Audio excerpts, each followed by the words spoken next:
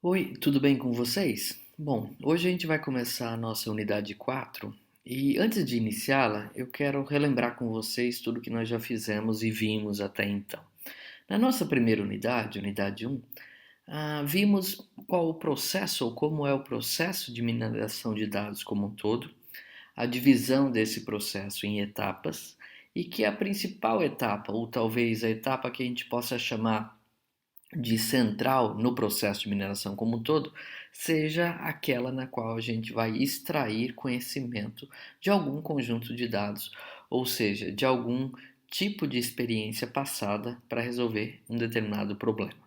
Além de conhecer e de ter visto então as etapas do processo de mineração de dados, nós vimos também que essa etapa de extração de conhecimento, ela tem como base normalmente algoritmos e técnicas de aprendizado de máquina. Esse aprendizado de máquina pode ser dividido em três tipos padrão, que são o primeiro, aprendizado supervisionado, o segundo, aprendizado não supervisionado e o terceiro, semi-supervisionado. As tarefas de mineração de dados estão normalmente associadas a algum desses tipos de aprendizado.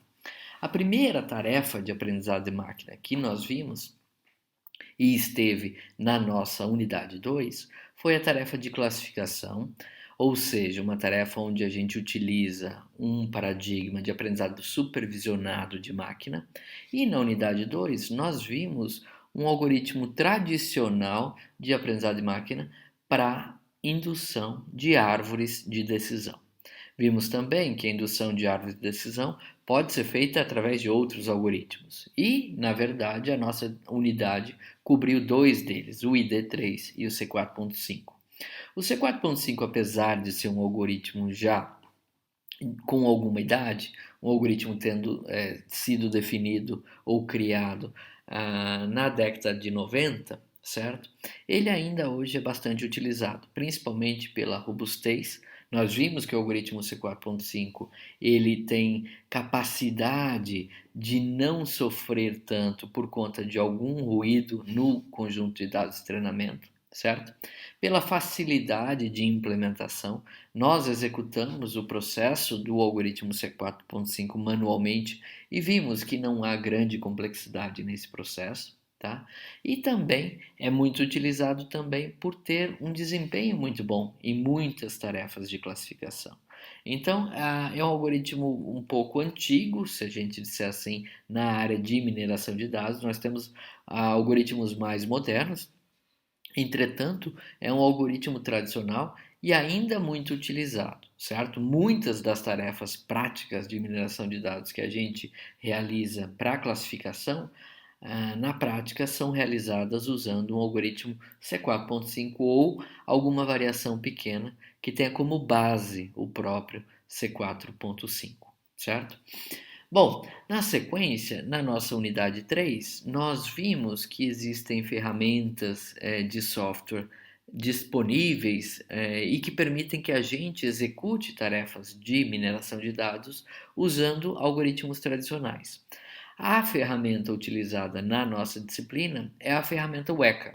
Por esse motivo, a unidade 3 foi dedicada ao uso da ferramenta Weka aplicada a uma tarefa de classificação quando queremos utilizar algoritmos de árvore de decisão. Então, dentro da ferramenta Weka, nós temos a implementação tanto do ID3 quanto do C4.5, que foram os dois algoritmos vistos na unidade 2. Usando a ferramenta Weka, nós pudemos perceber também na unidade passada que, dado um determinado conjunto de dados, a gente consegue transportá-lo ou transformá-lo no formato .arf, que é o formato padrão da ferramenta Weka, e conseguimos aplicar os algoritmos que nela estão implementados de maneira a realizar uma tarefa de classificação com base em qualquer tipo de arquivo que temos. Os dois algoritmos que nós vimos, tanto C4.5 quanto o ID3, eles são implementados no Weka mantendo o seu padrão e características originais. Isso faz com que, quando fôssemos usar o ID3, a ferramenta Weka exige que o nosso banco de dados ou o nosso conjunto de dados não contenha algoritmos numéricos, certo? E quando a gente vai usar o algoritmo C4.5, que recebe o nome de J48 dentro da ferramenta Weka, então os algoritmos numéricos podiam estar presentes no conjunto de dados e não haveria problema. Isto porque a gente viu na aula passada, anterior, na verdade, à unidade 3, ou seja, na unidade 2, que as grandes diferenças ou as principais diferenças entre o algoritmo ID3 e o algoritmo C4.5 estão vinculadas, primeiro, à métrica utilizada para a seleção dos atributos que vão compor a árvore, certo? Então, no ID3, a gente utiliza o ganho de informação. Já no C4.5, a métrica utilizada é a da razão do ganho. A diferença entre essas duas métricas está principalmente na normalização que acontece na razão do ganho. Então, ela evita que algum atributo ou variável que possa conter um número elevado de valores possíveis acabe sendo privilegiada na escolha para compor a nossa árvore de decisão, certo?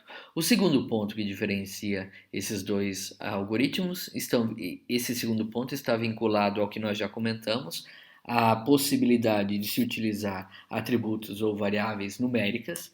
Então, o algoritmo C4.5 ele realiza internamente um tipo de discretização dos dados, ou seja, mesmo que você tenha uma base de dados com atributos contendo valores numéricos, esses valores numéricos serão discretizados internamente. Então, a árvore poderá ser construída sem problemas, tá? E a última, ou terceira principal característica que diferencia os dois algoritmos é relacionada à questão da superestimativa ou do overfitting. Então, o algoritmo C4.5 ele realiza uma poda após a criação da árvore e o objetivo da realização desta poda é diminuir o quanto esta árvore está vinculada a responder ou a classificar exemplos apenas de acordo com exemplos já vistos no treinamento. Em outras palavras, a gente realiza a poda no algoritmo C4.5 para tentar aumentar a capacidade de generalização da nossa árvore de decisão. Bom, isso é mais ou menos o que a gente então vem realizando na disciplina. Tá? Temos realizado tarefas de classificação e utilizado para essas tarefas os algoritmos de árvore de decisão. Na unidade 4, essa que a gente vai iniciar agora, nós vamos mudar um pouquinho o foco dos algoritmos de classificação, mas vamos manter ainda a ideia de trabalhar com tarefas de mineração de dados vinculadas à classificação, ou seja, aprendizado supervisionado de dados, certo? Na unidade 4, então, a gente vai ver que a classificação pode ser realizada utilizando-se classificadores bayesianos e que, na verdade, a gente pode definir um classificador bayesiano mesmo utilizando algum outro método, como por exemplo uma árvore de decisão. É assim que a gente inicia a nossa unidade 4, mostrando que um classificador bayesiano nada mais é do que uma forma de você tentar identificar qual é o potencial do seu classificador, mesmo ele não sendo bayesiano. A gente vai ver isso no exemplo, vai ficar um pouco mais tranquilo agora no início já da unidade, certo? Depois de termos visto isso, veremos então o classificador bayesiano mais simples que a gente tem, que é conhecido como naive Bayes, ou classificador bayesiano ingênuo ou simples, tá? E por fim, fechamos a nossa unidade vendo que um tipo de ferramenta probabilística que a gente chama de modelo gráfico probabilístico, chamado redes bayesianas, também pode ser utilizado para a tarefa de classificação, mesmo não sendo necessariamente definido na sua origem, originalmente, como um classificador, certo?